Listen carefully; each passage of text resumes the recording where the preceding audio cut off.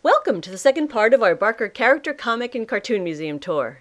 Herb and Gloria Barker invite you to meet some of the earliest toys in their collection, dating from the 1870s through to 1930. We ended the first tour with our 1873 cast iron ramp walker elephants, manufactured by the Ives Company in Bridgeport, Connecticut. But many toys from that period were made of wood decorated with paper images. This Beasts and Birds alphabet game was manufactured in 1874 by Lyman and Whitney of Leominster, Massachusetts.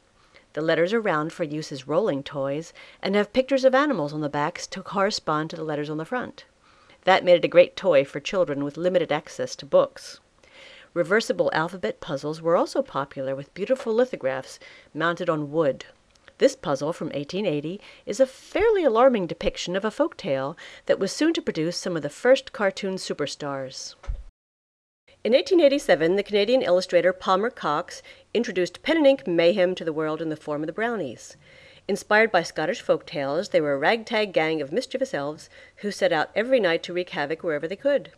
They were so popular that Eastman Kodak's first portable camera, designed for families in 1900, was named the Brownie Camera. Life was changing rapidly in the early years of the 20th century as the Industrial Revolution gathered momentum. Waves of immigrants arrived from all over the world and moved into the cities to work in the new factories. They worked long hours under brutal conditions for low wages, and if their children weren't also working in the factories, they were running loose in the city streets. The cartoonist R.F. Outco portrayed that life in 1895 with a full-page single panel called Hogan's Alley. The most popular character was named Mickey Dugan, but was known mostly as the Yellow Kid, because he always appeared in a long yellow nightshirt. His head was shaved, as many children's were in those days, after a bout of head lice. The Yellow Kid was the first comic strip character to have his own line of merchandise. This is a cast-iron cap bomb manufactured by the Ives Company, who made the elephant ramp walkers. The New York Journal also issued hundreds of pinback buttons, showing him in various poses and predicaments. Once the Yellow Kid's appeal began to fade, Outco began a new strip called Buster Brown in 1902. The strip was an instant hit, and when it came to merchandising, Buster put the Yellow Kid to shame. Outco sold the rights to Buster's image to over 50 manufacturers and made a bundle of money off him. One of the businessmen to purchase Buster's image was George Brown, the founder of the Brown Shoe Store. He had run a successful shoe business for 25 years already, but by linking his brand to the popular cartoon character, he created an empire. Buster Brown Shoes is still in business 100 years later, and many boomers remember their first Saturday morning kids show, Andy's Gang, which starred Andy Devine and all the Buster Brown characters, including the creepy Froggy the Gremlin. That was sponsored by Buster Brown Shoes. Buster's first move from newspaper comic strip to live-action film was in 1904, when he starred in a silent film produced by inventor Thomas Edison. Universal Studios followed with its own series of silent Buster Brown films during the 1920s. Buster's dog Tige, by the way, was played by Pete the Pup, who went on to play himself in the Our Gang comedies. Thomas Edison was working on many groundbreaking inventions in the 1890s. The Edison phonograph, patented in 1877, was capable of playing 2 minutes of music using a tinfoil-covered cylinder. For the first time, middle-class families could enjoy music in their homes at the turn of a crank. After pausing to invent the incandescent light bulb in 1901, he went back to improve the design of the phonograph to play a wax cylinder, which could be mass-produced, reducing the cost. Meanwhile, Eldridge Johnson was developing the Victor phonograph, which played a more easily operated disc. Many people disliked the look of the large amplifying horn, though, and in 1905 he found a way to build it into a smaller tabletop unit. He named it the Victrola, and it quickly outsold Edison's phonograph. This is the 1911 Victrola, compact and much less expensive than the floor model, making it affordable for many more families. In 1907, the artist Bud Fisher introduced Augustus Mutt to the world in the very first successful 6-day-a-week panel strip to run in newspapers. Readers enjoyed Mutt, an easy-going doofus who robbed payphones to support his gambling addiction. But a year later, his popularity soared when he picked up his sidekick Jeff, a certifiable nut who just left the insane asylum.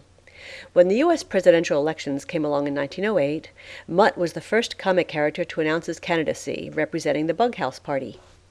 Many popular newspaper comics were instigated by Captain Joseph Patterson, the editor of the Chicago Tribune. In 1917, Patterson's brainchild was the ultimate anti-hero, a hairless, chinless, lower-middle-class father with delusions of grandeur.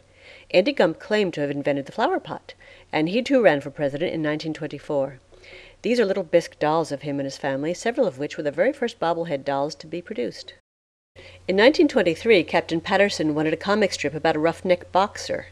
Cartoonist Frank Willard came up with Moon Mullins, a fast-talking hustler with a foul-mouthed little brother named K.O. They lived in a boarding house with an assortment of losers and conmen, and were usually one step away from disaster. As the 1910s turned into the 20s, more of the population moved to the newly emerging suburbs, and kids played in vacant lots instead of city streets. Comic strips like Bringing Up Father, Gasoline Alley, and Toonerville Folks gained in popularity. In the 1920s, a series of live-action films based on the Toonerville Folks strip were produced for theaters. A child actor named Joe Yule, Jr. played the role of the young troublemaker Mickey McGuire. The part was so well received that the actor tried to adopt the name as his own, until the owners of the strip ordered him to give it up. He kept the Mickey, but changed McGuire to Rooney, enjoying a long happy career as Mickey Rooney. He also provided the voice for Oswald the Lucky Rabbit. One of the first international animated cartoon stars making his debut in 1919 was Felix the Cat. His film appearances were followed by a Sunday cartoon strip in 1923, soon to appear daily through popular demand. A Felix doll like this was the very first image to be broadcast on television in 1928 on the brand new Channel No. 1 from New York. Charles Lindbergh carried a small Felix doll for luck in his monoplane, the Spirit of St. Louis, on his first nonstop solo flight across the Atlantic in 1927. This calendar from 1929 advertises his career as one of the first pilots to deliver airmail. He normally flew a de Havilland DH-4 biplane for that dangerous work, not the Spirit of St. Louis as shown on the calendar. Lithographed tin toys were in great demand during the 20s and 30s. Few families could afford the elaborate wind-up toys and automatons, but most children had a few of these advertising tin tops, clickers, and whistles. These are printed with the images of popular cartoons, radio and movie stars, or the names of stores, and given away or sold as penny toys. Now that you've had a look at some of our oldest toys, Herb and Gloria invite you to visit our website at www.barkermuseum.com.